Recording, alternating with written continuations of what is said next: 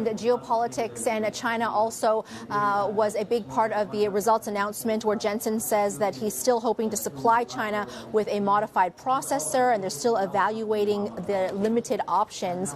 China is one of the world's largest AI markets, he says. The AI market will move on with or without U.S. chips, and that the AI market doesn't need the United States. So what does this mean for Nvidia in terms of the future of chips to China?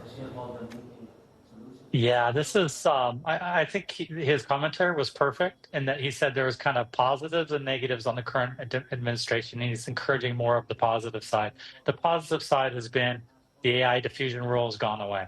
So that's really led to a bunch of sovereign AI initiatives, one being in Abu Dhabi.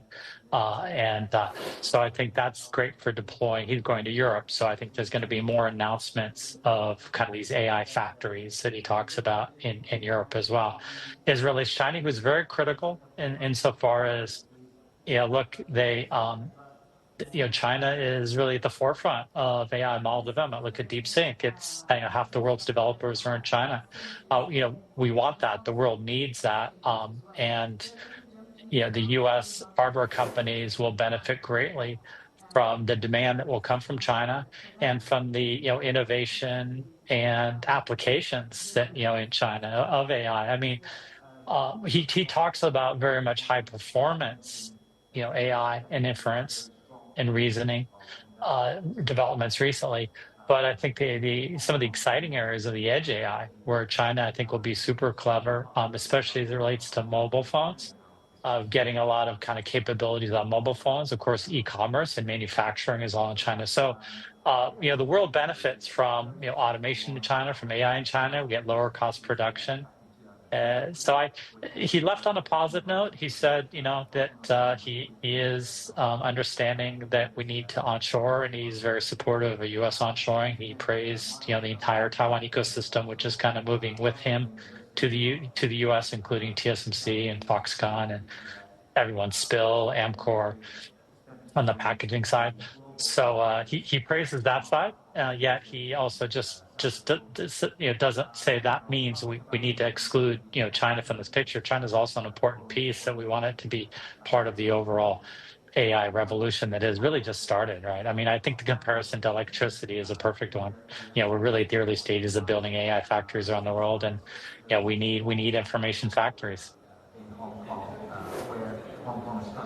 You named some of the companies in the supply chain, TSMC, Hon Hai, and that made me think about one of today's other top headlines, and that being President Trump, according to a federal trade court in the United States, overstepping his authority, and that the Constitution gives Congress the exclusive authority when it comes to regulating commerce with other countries. So that brings into question his Liberation Day tariffs. So what is the implication for this latest development, and of course what's happening in the chip space when it comes to the supply chain? Yeah, I think the tariff bit is really not a big factor as it relates to tech. Most of the issues have related to the tech controls, right? The export controls. That's been the big factor, and those continue to be in place because those can be made on more geopolitical or national security grounds. So I think we need to watch this as kind of a separate track. And with the diffusion rule coming down and commentary around, I mean, there's always the noise and negotiation that you see with Trump on tactical negotiation.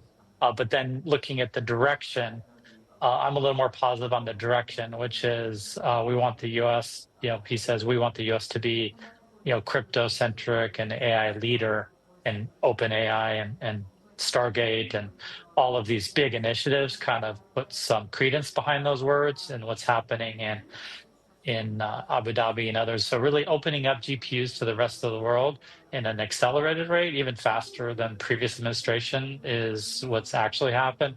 The kind of missing bit here is going to really be about China because it's so important. And I kind of feel like this is more of part of the trade negotiation currently underway, that maybe that's something that he'll use Nvidia as a bargaining chip, but hard to know. But directionally, I'm very positive with the globalization of AI right now.